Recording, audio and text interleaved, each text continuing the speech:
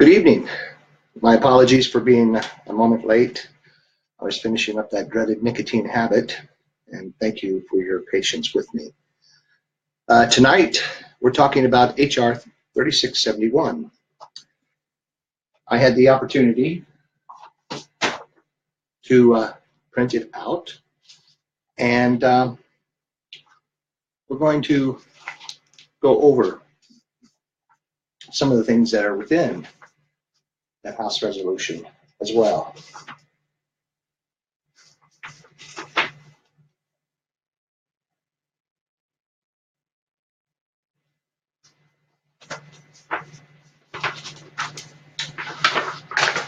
I left my printer alone while I went and had a cigarette. Hi, I'm Dave Strider. I'm your independent candidate for the U.S. Senate, representing the people of Washington State in our nation's capital. Good evening, Tommy. And I just need a moment here. We're going to be talking about green technology, alternative power sources. Okay? That's what our subject line is tonight. What does it mean to you?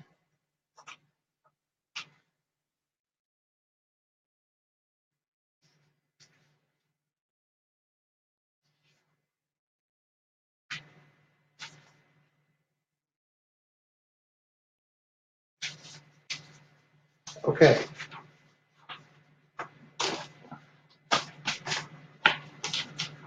There it is in its entirety. Okay? This is it in its entirety. And in the House of Representatives, it says that Miss Gabbard for herself. And then we have a couple of other names as well. Good evening, Severian. And thank you, Tommy. I appreciate that. The bill in its opening paragraph. Let me put a link down there too for everyone so that they can read along as well.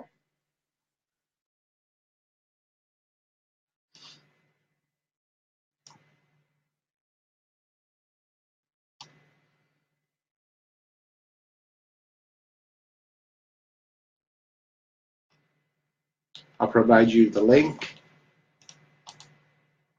and we will all be on the same page tonight. Now, that doesn't mean that we're not going to have other conversations occurring, but I encourage everyone to go to this. We're going to talk about alternative energies and how this bill can help us navigate to that eventuality that we as human beings on this planet have got to, we have to focus our energies on that, not wars, okay? And by focusing on our energy sources, the average American can put anywhere from $1,000 and upwards of $5,000 into their own pocket if they have implemented their own energy power grid. Something that I've always said in my life, and it was instructed to me by my mentor. His name was affectionately called, he liked being called Sola Richard.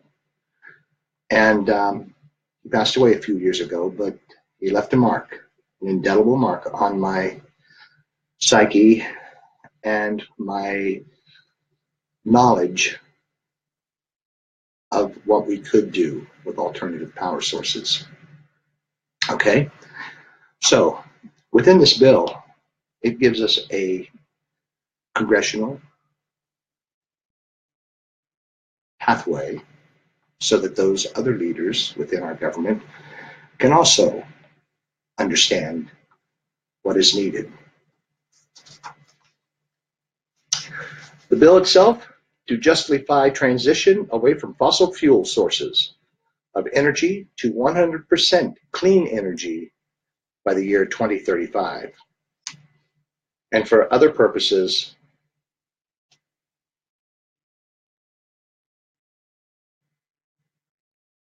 okay, we have environmental justice, 100% energy and clean energy fuels, future, clean energy for all, a mandate,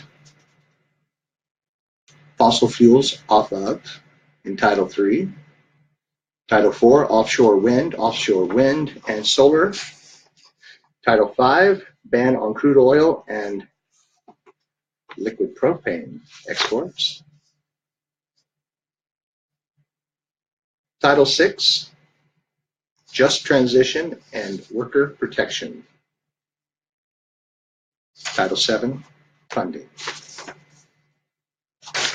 Now, clean energy, as it's proposed here in the bill in Section 2, I'll give everyone a chance to pull this up. And I have coffee. Now, come on. Say hello to everyone, honey. Hello. All right, she's shy. Modesty, I guess, is a trait, and it's one that can be admired at times. Once she gets to know you, she's very outgoing, okay? Oh, and by the way, 555 is pronounced ha, ha, ha. Also, we could also use it for LOL. So if you ever see me use 555, the pronunciation for that in Thai is ha, ha, ha.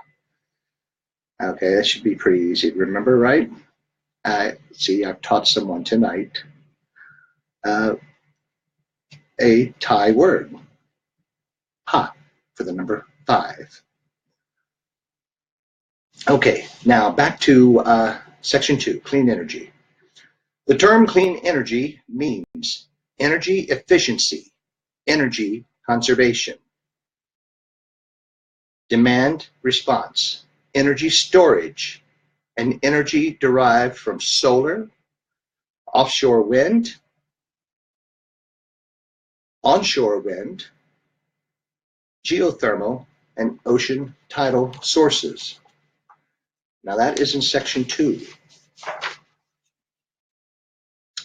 Paragraph 2, fossil fuel means coal, petroleum, natural gas, or any derivative of coal, petroleum, or natural gas that is used for fuel. And 3, the retail electrical supplier. In general, the term retail electric supplier means an entity that sold not less than 1,000 megawatt hours of electric energy to electric consumers for purposes other than resale during the preceding calendar year. Conclusions, Part B of paragraph 3. The term retail electric supplier includes an entity that generates not less than 1 megawatt power for use by the entity. 4. Paragraph 4. Disadvantaged community. Paragraph A. The term disadvantaged community means a community that is disadvantaged based on geographic, public health, environmental hazard, or socioeconomic criteria. The term disadvantaged community includes an area burdened by cumulative environmental pollution or other hazards that can lead to a negative public health effect. The Section 2 of the same paragraph B, an area with concentration of people that are low income, have high unemployment, have high rent burden, have low level of home ownership, a low level of educational attainment, are members of groups that have historically experienced discrimination on basis of race or ethnicity. Part 7, lack of access to safe, reliable transit. Part 8, lack access to quality, affordable health care. 9, it's Roman numeral 9. Live in a high Medicaid population, healthcare, i.e. senior citizens and those disabled. 10, do not live in reasonable proximity to healthy food outlets and an area that is vulnerable to the impact of climate change such as flooding, storm surges, urban heat, and island effects. We'll get to paragraph 5 in just a moment, which talks about the low-income community. I think that we all, at some place in our life or where we are living at, we live in these areas that those, excuse me, those low-income people, disadvantaged economically, experience high utility bills and have no recourse for their own sustainability than to accept and try to conserve their energy consumption so that they can afford their medications. Most of them working minimum wage jobs, education level, not what they would probably like for it to be. Disadvantage in many ways via their health or their age, or possibly, and when I say health, I also mean possible disabilities as well. Now, these citizens of this nation are no less citizens than what you and I are. In some cases, some of you may be listening tonight, may be part of that group. It's nothing to be ashamed of, nothing at all. Because why? Because I have been there. I have been there. And it's important that as seniors, we have that advantage to reliable and economic power source. Even this, that the grid starts at your location. If you are an apartment or condo dweller, it'd be really nice to have the ability to have solar or wind power generation at your home. But because of covenants and that type of thing, sometimes it is stopped. And I believe that some of the homeowner associations that we deal with can be a little bit unjust and a little bit narrow-minded, almost seems like they're in the pockets of big oil. Anything that can curtail the use of or the expansion of renewable power sources. And right now, the most readily ability that we have as far as alternative power sources are solar panels. Now, since they've come out, solar energy has jumped by leaps and bounds. Accessibility and affordability has also come down. We also have to be aware that our nation's government, state and federal and local governments, are doing a couple of things against our will. One, they want to tax the sun. We pay for a product, and now they want us to tax our use of the sun. Some congressional representatives have even gone as far as saying that the sun is being sucked dry by solar panels. Some would even venture to say, in the same vein, that wind generation, too much of it, will stop the wind. Now, this is where science has got to jump out here, and I know that they have. But science shows us, okay, if you remember anything about your science in junior high or your freshman year in high school, for those of us who didn't go on to finish a associate's or bachelor's degree, master's or doctorate,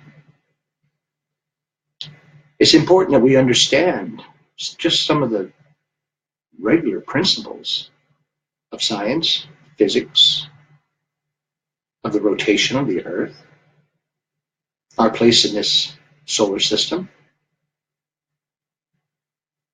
Now, the sun will die one day, but it won't be because we've sucked all the energy out of it with our solar panels. Okay?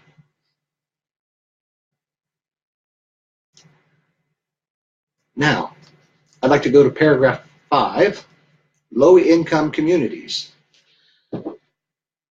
Low-income community means a census or tribal block group, okay? See, we included the first people in this as well. No one can be left behind on this, okay? No one can be left behind. We need clean air. We need safe drinking water. Simple as that. The term low-income community means a census of tribal block groups in which not less than 50% of the households have an annual income that is less than 80% of the greater of. Now, we're using income levels here, okay, because that's the best way to describe what we are in right now.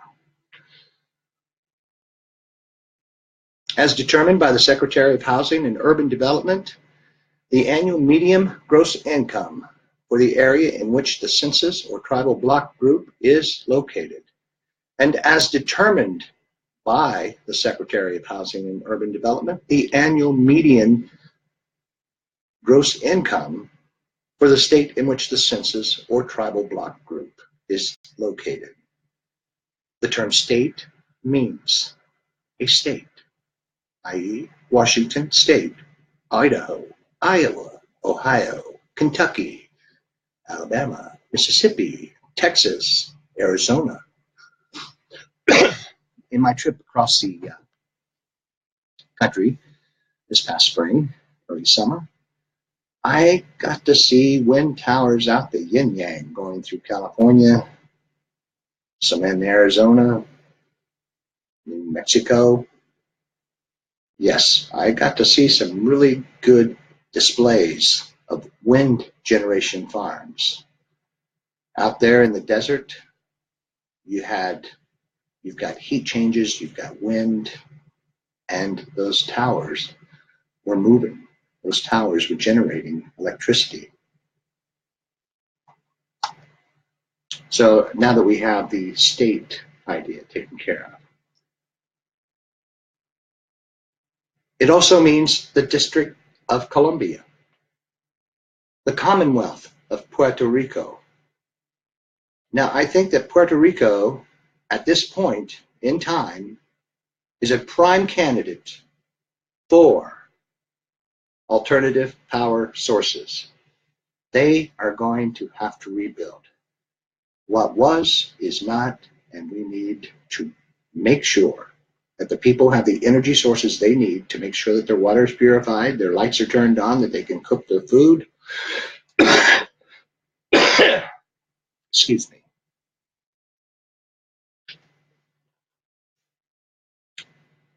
Puerto Rico needs our help. Okay? Puerto Rico needs our help. And the only way that we can get those people to get back on their feet, and that is to redo their power grid. When we rebuild a building, a home or whatever, solar energy on top of the roofs. Sun trackers, when available and where available.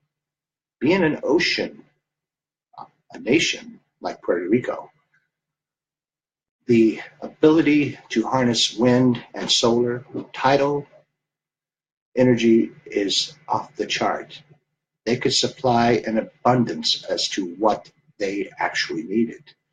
Not that they have a neighbor to sell it to, but they would be able to provide themselves with everything that they needed based just on their location. But the people of Puerto Rico need our help right now. And this is one of the best ways that we can do it. When we take the bulldozers in, we take the contractors and the engineers in, we need to start working in restoring Puerto Rico. And let's leave the hedge fund managers out of it. Congress, write a check right now for Puerto Rico so those people can recover. Okay? You just got to do it, plain and simple. Puerto Rico has no more money, Mr. Ryan, that you can take from them. Now it's time to pay it forward for the people of Puerto Rico. I don't want to see a bunch of gentrification going on in Puerto Rico either. Okay? Plain and simple. No gentrification. Those people, hardworking people. Their schools have been closed down by hedge fund managers. The laws governing Puerto Rico are that which our U.S. Congress, Senate, and House give to our Commonwealth. So we need to make sure that we make sure. That's right. We need to make sure that we make sure that Puerto Rico is rebuilt with one purpose in mind. The cornerstone of what our energy power production could be like. No coal or oil fired or nuclear plants. We can do it. Let's start with Puerto Rico. And this goes for any other territory or possession of the United States. And also, we want to include Native Hawaiian community-based organization. Now, paragraph 7 in the introduction also includes Native Hawaiian community based on organization. The term Native Hawaiian community based organization means any organization that is composed primarily of Native Hawaiians from a specific community and assist with housing and healthcare, as well as social, culture, economic, and educational development of Native Hawaiians in the community. Now, I'd like to extend this to our First People here on continental USA. They also need that. And that would be a prime place that we could put it there in our Native people, in their sovereign nation. The ones that we have raped, the ones that we have taken from by force, i.e. Standing Rock. That was an act of war, what happened there at Standing Rock. And I think for reparations, we could start with providing them with all the power that they need. And any surplus can be sold back to the villains, the states that surround their sovereignty. We start with that. Well, it's either that or giving, each and every tribal member $10 million for the atrocities that have been set upon their nation. And I know there's going to be, well, you want to give the Native people reparations. What about the people of color? I haven't got to that yet, okay? But we need to make sure that the atrocities that were committed in our past never rear their ugly head again. And the only way that we can do that is by paying for those mistakes that our Congress and our Senate and our presidents allow to happen over and over again. We need to put them on the carpet right now, dress them down really fast. And if they start stuttering, we just raise the price. They start hemming and hawing, as some would say, we raise the price. But the price of freeing ourselves from fossil fuel, the only value is the continuation of the human species. When I've seen young entrepreneurs, young children in the African continent take scrap materials and build a wind tower, a windmill, so they could pump water. A young teenage boy did this. If I can, I'll find that video for you. But trust me, I watched the young man put it together via video. And I'll find it and I'll get it posted. If it's not posted here, you can go to Solar Winds, which is also a page that I created on energy, alternative energy sources. And I have a couple of designs out there myself. I've divested myself from alternative energy supply, research, and also any production values that I may have. I have gotten rid of all my interest. The only interests I have are the people of Washington at this time, and those living in the neighboring states and across this nation, as well as the Commonwealth and territories thereof that we, the United States as a people, as a nation, have under our jurisdiction and under our care. And I'm not hearing too much about what they're going to do for Puerto Rico. Where's FEMA? Where is FEMA? Okay? I've never had the opportunity to go to Puerto Rico, okay? But I have many friends who are from there, who hail their family line, their bloodline from Puerto Rico. Good people. I served with them in the Marine Corps. I have a few of them here on my friends. My granddaughter, okay? I know what kind of people they are. Yes, there are good people. There are bad people.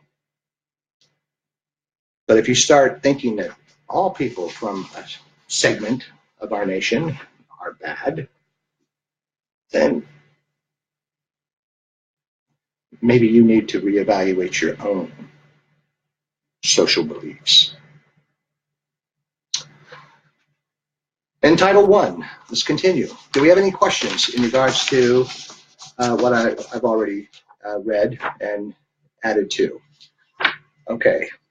This is Title I, Section 101. Congress finds the following.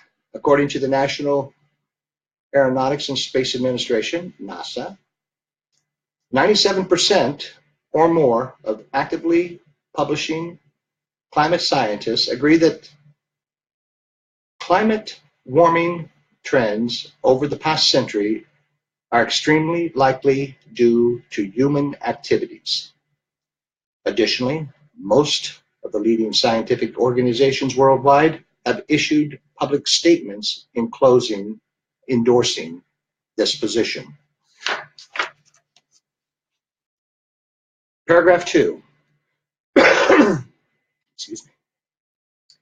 People of color comprise almost half of the 11,400,000 people nationwide who live near dangerous, polluting facilities and are twice as likely to live in those areas as white Americans. African Americans are 79% more likely than white Americans to live in communities where industrial pollution poses the greatest health danger. The The fact that people of color breathe 46% more nitrogen dioxide than white Americans, a pollutant that causes respiratory diseases and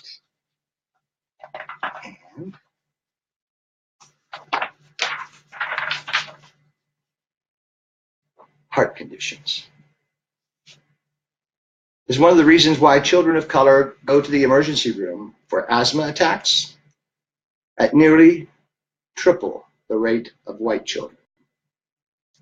Similarly, in paragraph 3, in poor, mostly Latino community of Corpus Christi, Texas, the overall rate of birth defects is 84% higher than the rest of the state.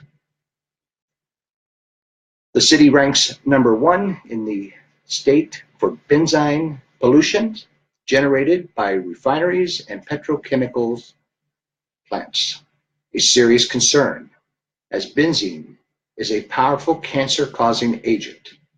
The odds are now an incredible 3-to-1 that a Latino immigrant will reside in an area with dangerously high levels of toxic pollution.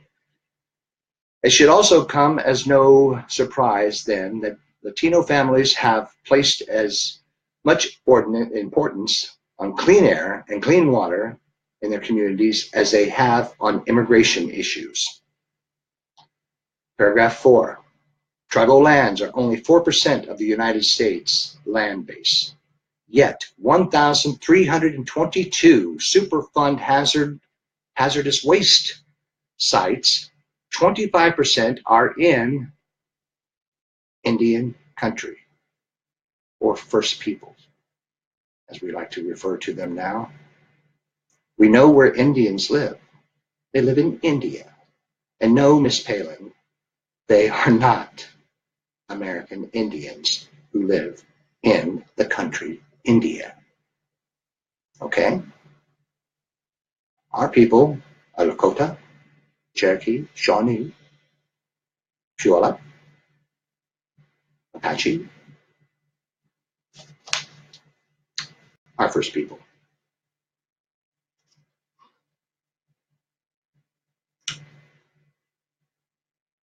Tribal lands are only 4% of the United States land base, and yet, as I just said, 1,322 Superfund hazardous sites, 25% are in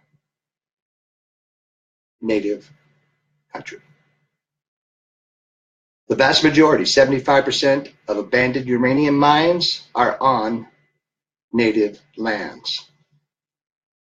The vast majority are on Native lands, with little effort made to remediate the harm that they cause.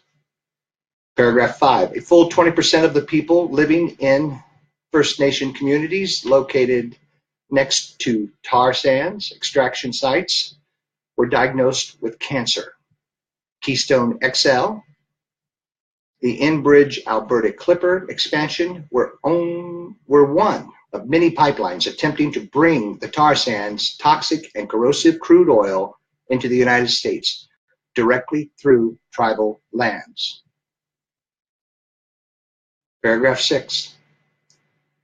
Federal leasing of public lands for fossil fuels extraction significantly impacts numerous American Indian tribes, Native Alaskan tribes, Native Hawaiian communities, and indigenous communities that share more than 3,000 miles of continuous border with national forest lands.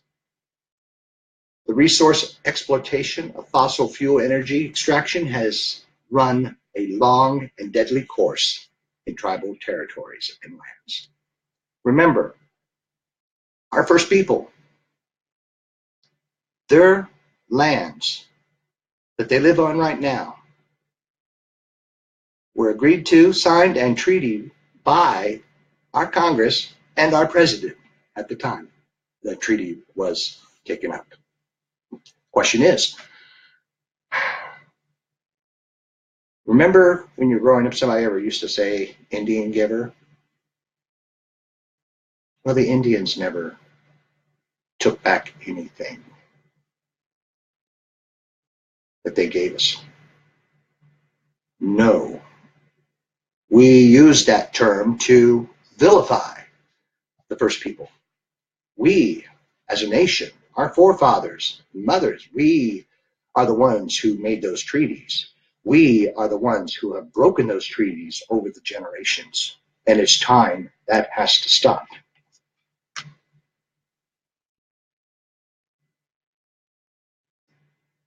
Paragraph 6. Federal leasing of public lands for fossil fuels extraction has significantly impacted numerous American Indian tribes. I just said that. But how much has it impacted them?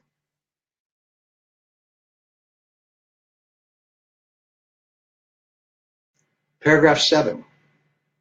Fracking operations adversely impact public health through threats in water and air quality from multiple sources, including leaks from pipes and related transportation of fossil fuel that result in disappropriate increases in hospitalization due to premature births, asthma, cardiovascular diseases near fracking sites, people of color living in proximity of truck traffic, fracking wells, and experience increased exposure to ultra-fine particulates from exhaustion and emissions near those well fields or pads. President Obama, paragraph 8, joined other world leaders from a group of 20 in 2009 and again in 2013 in pledging to place and phase out wasteful fossil fuel subsidies. The Environmental Law Institutes found that from 2002 through 2008, federal fuel subsidies in the United States, are you ready for this? Totaled over $72 billion, while federal renewable energy investments totaled $12,200,000. Subsidizing the fossil fuel industry and just giving a little bit of handshake to the future is unacceptable. According to the group Taxpayers for Congress Sense, the 5 largest oil corporations have made more than $1 trillion in profits during the past decade. Yeah, 1 trillion profits, and yet we subsidize them.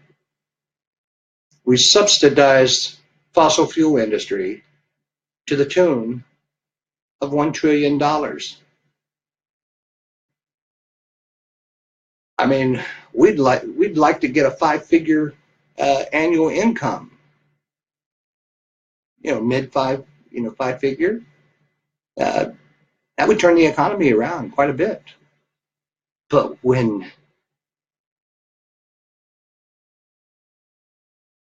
they receive almost $1 trillion in the past decade, that's $100 billion a year. That averages $100 billion a year. Where was yours? Oh, yes, I forgot. Taxes on the fuel that you bought for your automobile. The fuel that you had to buy for your automobile, which fluctuated from time to time depending on how much money they wanted. Okay?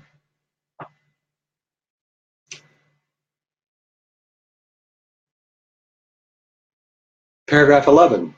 According to the Center of American Progress, the 5 largest oil corporations posted more than $89 billion in profits in 2014 alone. Okay? The 5 largest. Not all of them, the 5 largest. I guess the next 5, they took up the other 11 billion. According to the Center for Responsive Politics, Oil and gas, coal, utility, and other natural resources extraction industries spent more than, are you ready for this? 1.8 billion in lobbying your congressional representatives from a period of 2010 to 2014, which was an effective investment in protecting their extraordinary tax loopholes and subsidies. Now, before we get into Section 102, what are some of your comments in regarding fossil fuels? Myself, 2016, I took a step. Okay, it wasn't a giant step, but I bought an energy efficient vehicle. I bought what they called an Evo that was part gasoline, fossil fuel, and electric. Now, when I was running across the United States this past spring, I was averaging about 75 to 80 miles an hour. I got 34 to almost 35 miles per gallon with the air conditioner and the speed that I told you about for the constant trip that I took across this nation and back. Now, yes, I had mountains, I had desert, I had Gulf Coast weather. But had I gone in my Tahoe, I would have gotten just a little bit less than a third for fuel consumption. I would have gotten about maybe 12, 14 gallons maybe. And if I pushed it and went slower, which would have extended my travel time, I might have gotten up to maybe 17 or 18 MPGs. Not all of us can afford an EV. But if we can subsidize the oil industry to the tune of almost $1 trillion over the past decade, we can subsidize your brand new electric or EV series model like what I have. I don't see any problem with that. $1 trillion would be health care for all. Take care of the maladies that were inflicted upon us through our own ignorance. That's right, ignorance to the situation. Not knowing what our government was doing, selling us out for the highest dollar amount. Those things are stopped. That's why I'm going to Washington, D.C. as your senator from the state of Washington. I am an independent running for that office in the U.S. Senate. I do not accept super PAC money, so big oil can take a walk. They can get their greasy butts right out of here. I don't take corporation money. They can get their greasy butts out of here. I don't want it. I don't want their money. Yes, I do need money to fund my campaign, but I don't want it from corporations or super PACs. Plain and simple. Plain and simple. It's our voice, your voice. Yes, your voice that I'm taking to Washington, D.C. Now, over this past weekend, I got to meet some really good people. Okay, I made a post about it. And our continued collaboration and my support of them and their platform is going to be continuous because I need help once I get there. And having a strong congressional representation from our CDs, our congressional districts here in the state of Washington, we can go to Washington, D.C. with a new look. We're going to vote out those people who did super PAC vote for Hillary Clinton. You can't take it back. We already know how you voted. And you're in highly contested races right now. So, where do we want to go with this? Let me hear some of your views. What are some of you thinking out there that have tuned in tonight? What are you thinking about regarding fossil fuels? What are you doing to do that? Now, I've got a sweater on, okay? uh, it's a little warm right now, this sweater, but see, here in Washington State, when the sun doesn't shine all day long, it gets uh, cool, nippy, and you get to the point that you need to start putting layers of clothing on. You know, a t-shirt, sweater, maybe a flannel, a windbreaker, a hoodie, or whatever. And so you start layering on your clothing. And it keeps you warmer, and you're able to shed it, you know, once you do get a little bit warmer. But not everyone has an energy efficient home or one that's properly insulated. And the $1 trillion that we gave to the oil and fossil fuel industry could have been used to upgrade those um, homes, those apartments, condos. That could have been used to upgrade all of this. And of the 78.5 million homes built across this country, um, not all of them are energy efficient or properly insulated. We need to blow up and expand the community energy programs that help put new windows, installation, assistance with heating bills. We need to make sure until we get off of this oil consumption thing that we're doing. And you wonder why when they say, well, we don't have the money. Well, in the last decade, I just reported $1 trillion. $1 trillion to oil subsidies, coal, oil, natural gas.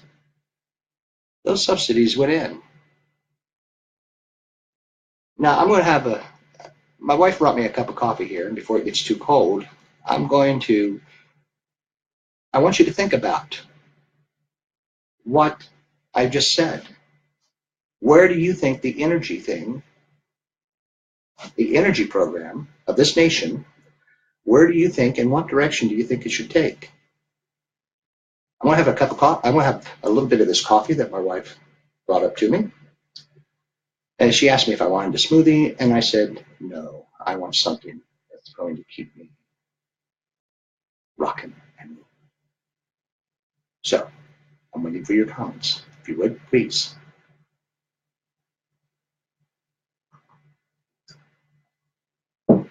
Tomorrow night, we'll be talking about the same HR 3671, because this right here, even though it's double spaced and in a larger font, there's a lot of information there, which causes someone like me to stop, explain, express my thoughts. And but I left a link there on the page. It says text HR 3671, 115th Congress. This was presented by Congresswoman Tulsi Gabbard. I could see her as president one day. Couldn't you? Anybody out there listening right now? Could you see Tulsi Gabbard as the next president? Maybe not in 2020, but no later than 2024.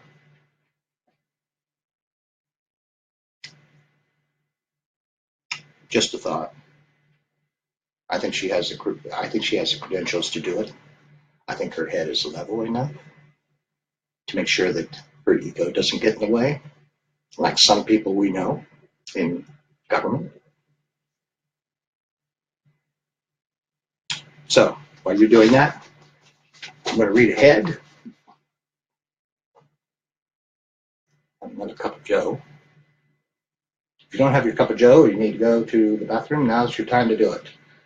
We only have about 10 minutes left of this broadcast, but I would really like to hear what you got to say, people. I can stand up here and talk all the time, about an issue that is very relevant to me. But I also want to hear what you have to say. We're going to pick it up again tomorrow, okay? Let me show you where we're going to be at. That would be, you print it out, that'll be on page 6. And we'll be beginning at section 102, a quarter way down on page 6. So if you get a chance, pull that up, have it ready, read it, copy and paste something into a WordPad, and let's talk about it tomorrow. We're going to pick it up tomorrow. We should be able to finish the bulk of this tomorrow, okay? But it's very important. Energy right now is very important. Getting energy to Puerto Rico, important. Assisting Mexico in the trauma that they experienced with the earthquakes, imperative. They reached out and they sent people to Houston, and in Texas, they sent people to Katrina. Remember? When we were still trying to pull our pants up, they acted. They didn't ask for anything. They acted. As a good nation should. Okay? I'm surprised Trump hasn't declared war on Mexico. But then again, he probably sees it as his Auschwitz. Okay? He probably sees it as his labor camp. His ability to, as well as other white supremacists that he seems to coddle to. Okay, I don't want to get off on that subject. Please, your comments. Also, our friendly reminder, every night at 6 p.m. Pacific Daylight Time, 9 o'clock Eastern, we're live here at Dave Strider for U.S. Senate. And that is for the state of Washington. My opponent is Maria Cantwell. Yes, she is an experienced politician. I'm an experienced Marine with Judge Advocate General training behind me. I know what is right. I know the laws. I know how to research. I also am a poli-sci major. Even though I did not finish my college education, I've been very active in political science and the workings thereof. I am a son of the American Revolution. I've mentioned that General Cornwallis surrendered to my at my grandmother's home.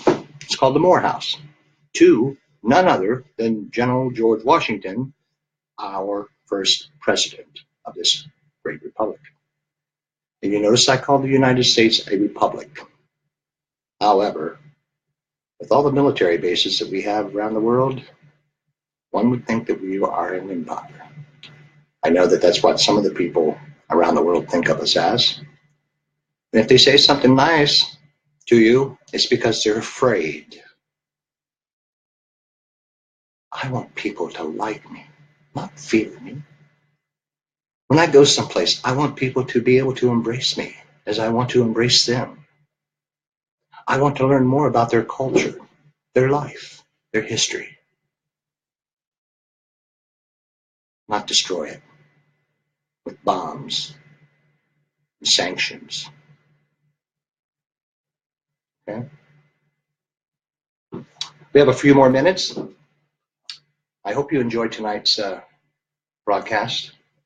I encourage you to also go to my DaveStriderForUSSenate.com. And when you do, leave a comment. If you live in the state of Washington, let me know what's on your mind, even if you're not from the state of Washington, but especially if you're here in Washington State. Let me know what's on your mind, and let's talk, you and I. Let's talk and find out how you can help the campaign. Let's set up little areas that David can drive to and meet every one of you. Okay? I'm looking forward to that. I want to meet every person here in the state of Washington. I want to meet them. I have about a year or less until the primary. And I want to say that I've been on every highway in this evergreen state. Now, we're evergreen because we're on the west side of the mountains. Okay? The east side is an agricultural base. It does have the hills, its high plains, but it also has its arid climate, deserts to the southeast, southern part, bordering into Oregon as well. Diversified, night and day. But it's a beautiful state. And if you haven't been to Washington State, I encourage you to pay a visit. If we grew up together, we're good friends, and you live in another state, stop in. I got a big house. You can stop in and rest your weary bones. And I'll grill you up some meat. Or if you're vegetarian, my wife can fix a very, very good vegetarian meal. Okay? So it doesn't matter what your dietary restraints are or convictions or regimens. I can feed you. Okay? Well, again, everyone, thank you. Thank you for showing up. Tomorrow night, we will return with more of the HR 361. Let me get that in here.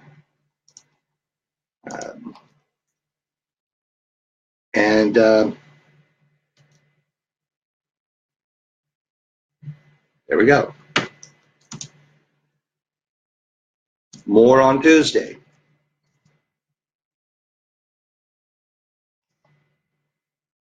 Now let me type this in here real quick, folks.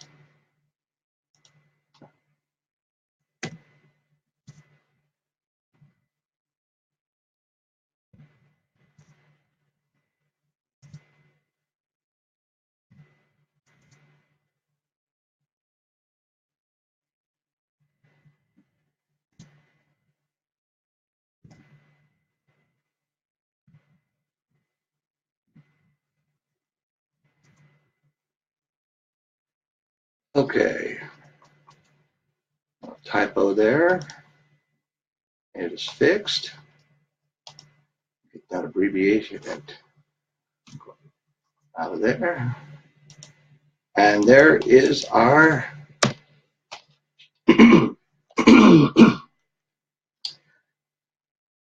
comment. I would like to personally thank first-time viewer Genevieve, longtime friend, and a very articulate, very intelligent woman that I have the pleasure to know.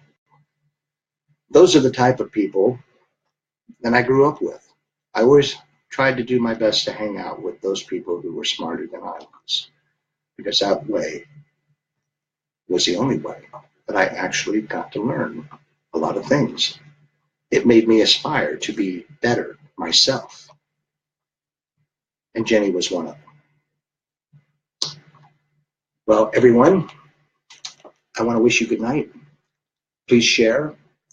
Tomorrow night, we're going to have a continued conversation on HR 3671. We started it on Saturday. I got that request at the last minute to do that. I had some other things that I was going to put out, especially a big shout out to the guys fighting forest fires. Got a little bit of break here today with the cloudy, rainy type trend that we're in weather-wise for this time of the season. But a shout out to those guys who are out there fighting the forest fires in Winthrop, Washington, as well as other places across our Pacific Northwest and West Coast. Try not to leave any fires burning, even if you're not in a fire zone or anything like that. Be conscious about your fire use in these dry conditions. Good night, everyone. Thank you for turning in. My name is Dave Strider. I'm running for U.S. Senate as an independent for the people and the state of Washington. I will be representing you in our U.S. Senate in 2018. Thank you for your support and your continued viewing. Good night.